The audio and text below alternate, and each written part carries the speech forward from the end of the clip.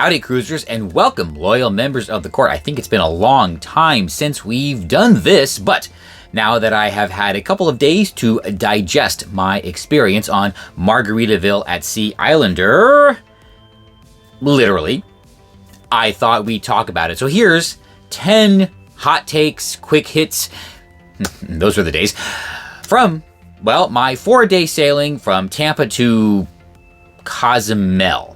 Well, all right. Let's just get started. The good. Yes, Carnival Paradise. And I swear I wrote this script last night, but I fell asleep. I love the fantasy class. They're great little ships. So fun. I just sailed on Carnival Elation. You know that, but you haven't seen it yet. And I am booked on Carnival Paradise sometime in the future. I don't exactly know when. Sorry, maybe I do this too much. But yes, absolutely in the Tampa market. Oh boy, Margaritaville, yeah, they have really upped the game. So Carnival, I don't know what you got to do. Grease the skids in Charleston, make whatever you have to happen to find her a home. But yes, the new kid is in town, and yeah, it's not going to be pretty. They are going to dominate the party cruise market, I predict, for a while. So yeah, they really hit it out of the park. Oh, I almost forgot. One of the benefits of procrastinating. Yes, Tony is definitely onto something. Be sure you watch the Captain's Toast. He said something very interesting. The first, bad. Yes, if you are on, well, the current sailing, maybe the next sailing, expect some issues. Nothing too dramatic. Nothing that I'm not used to. Nothing that us pro cruisers aren't adept at handling. But there were a number of glitches with the packages and the POS systems and the folios, and the only gripe I had was that I had to go to customer service twice to have it taken care of, and because everyone was having these issues, there were lines. I lucked out once. I went on, I think on day 3, I happened to see there was no line, had the first set taken care of, but it happened again, so I had to make the queue on disembarkation morning to have it taken care of. But no questions. They didn't argue about anything. They just looked. I said, hey, these charges shouldn't be here. And, somebody waved a magic wand and took care of them with a little, sorry for the trouble, and I am all good. But I do think maybe by the next sailing, these should be sorted out. They should be sorted out, Margaritaville, and you won't have any issues, other than maybe normal cruising stuff. Next, good. The food game is on point. They are up there with Margaritaville Paradise, which I have said several times in both series. The food is really good, and they're carrying that through to the Islander with a couple of exceptions, but you're gonna have to watch to find out. So at this point, I would say Margaritaville as a cruise line offers a better general complimentary dining experience, certainly than Royal and MSC and even Carnival. Bad. The gym. Oh my God. Comically bad. Yes, I finally give you guys a tour. It's probably going to be in episode 12 or something like that. But, oh boy, talk about somebody dropping the ball. However, no excuse. There's no excuse to not go, okay? I went and I made do with what they have, and I expect that of all of you too. Another great thing about Margaritaville Islander is they spent a lot more money Margaritavilleizing this ship than they did on Paradise. And not just because she's a larger ship. They actually went ahead and carried the theme throughout the ship, even in places that they really didn't need to, because they're probably not going to be accessed by the guest all that option. Yes, look at the theming in the scary hallways, and you will see what I mean. Places that they really didn't have to do all of this extra stuff, but they did it, and they did it very well. So it is genuinely a Margaritaville cruise ship. And I would say, in terms of theming of the hotel itself, this is something that, well, you know what? It's something that we would expect from current year Disney, but certainly at Universal levels.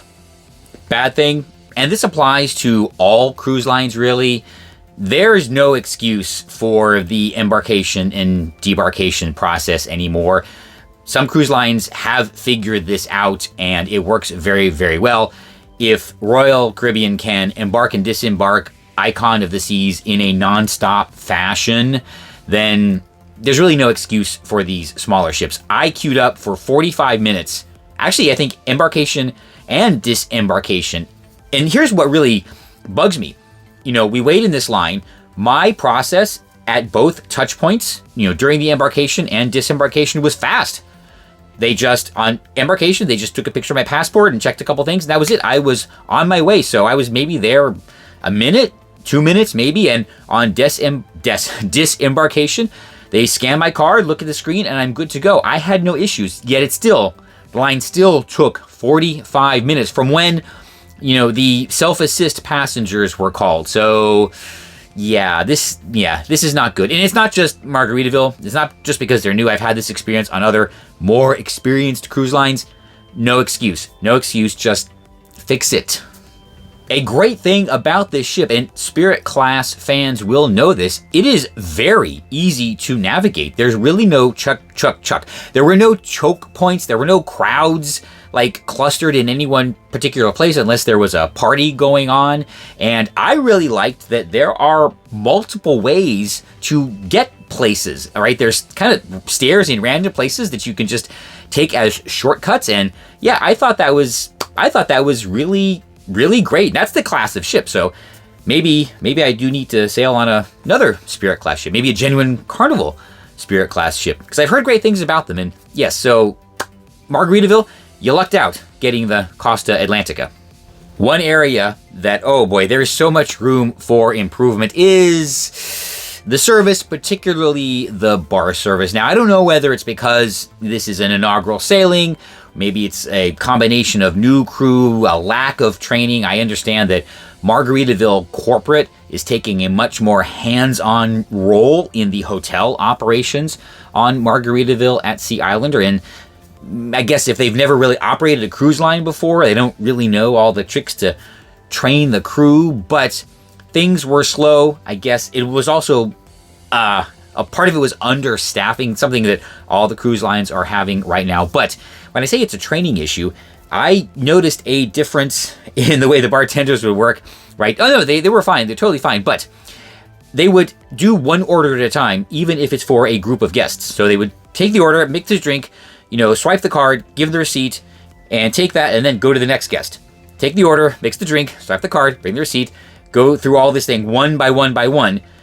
And it seemed like it was consistent, so they were trained to do this. Whereas on Carnival, if the bar is slammed, you'll see that bartender, he will take 4 orders and 4 cards at the same time, just whip through the kiosk and come back, and boom, 4 drinks magically appear. So, maybe it's a cultural thing, maybe it's a training thing. So Margaritaville, you might want to send a couple spies around to see how you can optimize this process, because it was leisurely. I'm going to put it that way.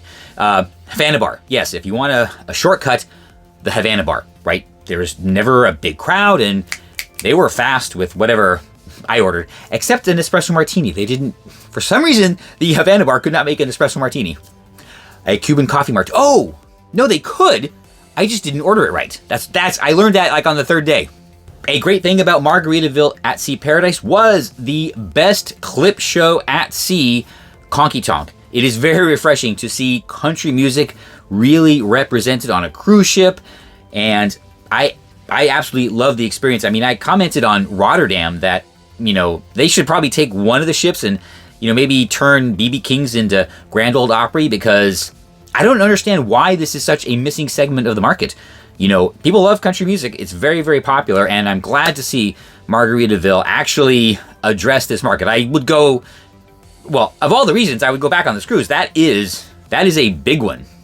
Last little nitpick is Margaritaville at Sea is not part of the Margaritaville Perks program, so there's no way to earn any kind of status or benefits or freebies or anything. So might be something Margaritaville you want to look into. Every other cruise line has something like this. So for me, for the frequent flyer, the frequent guest, the frequent cruiser, the frequent everything, it is something that I will miss in the future when those benefits would start to come into play. Now, granted, I get it. New cruise line. Well, Paradise has been sailing for about 2 years, haven't they?